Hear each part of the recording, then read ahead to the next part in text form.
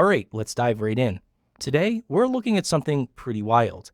A plan from one Christian leader on how AI, artificial intelligence, could totally flip the script on global evangelism. And it all kicks off with this one single ancient call to action. This is it. This is the foundation for the entire mission. I mean, prepare ye the way of the Lord. It's a line that's been around for thousands of years, right? But what on earth does that look like in our crazy, super connected world? And that is the million-dollar question. The strategy we're breaking down today offers up a pretty radical answer.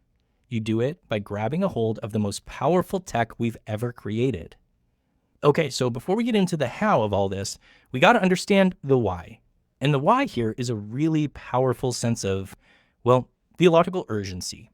It all comes down to this idea of the end-time harvest. So what does that mean?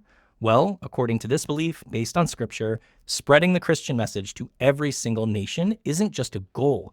It's something that has to happen before the prophesied return of Jesus. You can see how that creates this incredible, almost desperate drive to reach every corner of the globe, and fast. Now, what's really fascinating here is the sheer scale of the challenge they're facing. The speaker lays this out not as some small project, but as a problem with numbers that are, honestly, they're hard to even wrap your head around. Get this, 3.5 billion people. That's the number, based on the data they're citing, of people who are considered unreached by the Christian gospel. That one number alone just sets the stage for how massive this mission is. And here's the kicker.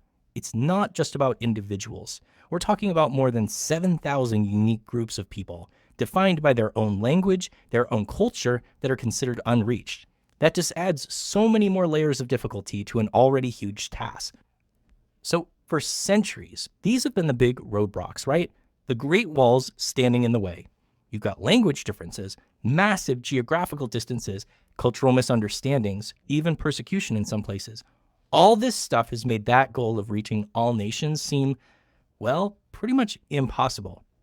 But, and this is a big but, here's where the whole strategy takes a sharp turn. The speaker argues that two massive technological tsunamis have shown up, and they're not seen as threats, they're seen as these incredible, maybe even divine opportunities to finally smash through those old barriers. And that's the key metaphor right there, the digital and AI tsunamis. The idea is that technology isn't just another tool you pull out of a toolbox. No, it's this world-changing force. And the whole plan is to get on that surfboard and ride these massive waves of change to get the job done. And you can see the strategic shift laid out so clearly. Think about it. Geography used to be a massive barrier. Now, with global Wi-Fi, it's a bridge. Language was a wall. Now, with AI translation and dubbing, you've got a way right through it. Physical access was limited, but the smartphone, that's a direct line into billions of people's hands. Okay, so that's the big picture. But how does this grand idea actually work on the ground? What's in the new missionary toolkit? Well, the speaker gets into some specific, almost sci-fi level applications of AI that are apparently being used right now. First up are these AI avatars. So picture this, a digital clone of a speaker that can be programmed to deliver a message in, dozens of different languages with perfectly synced up lip movements. Just like that, the language barrier for video, it's basically gone. Then there's this content automation workflow, which is a total force multiplier. The system takes just one piece of content, like an English video sermon, and then AI goes to work. It spits out a podcast summary, a study guide, even a full slide presentation, and it does it all in multiple languages. It's all about getting the absolute most bang for your buck content-wise. All right, next up is a tool that's all about engagement and personal teaching, but at a massive scale. And the speaker points to this custom-built mini app that lives right inside the Telegram messaging platform.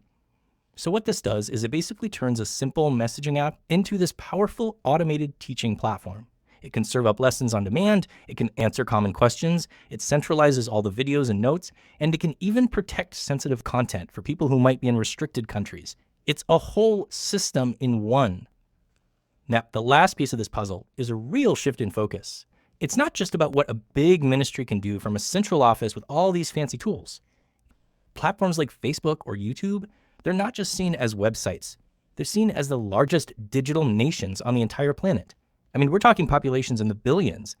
They represent these huge, borderless new mission fields that are open to literally anyone with a smartphone.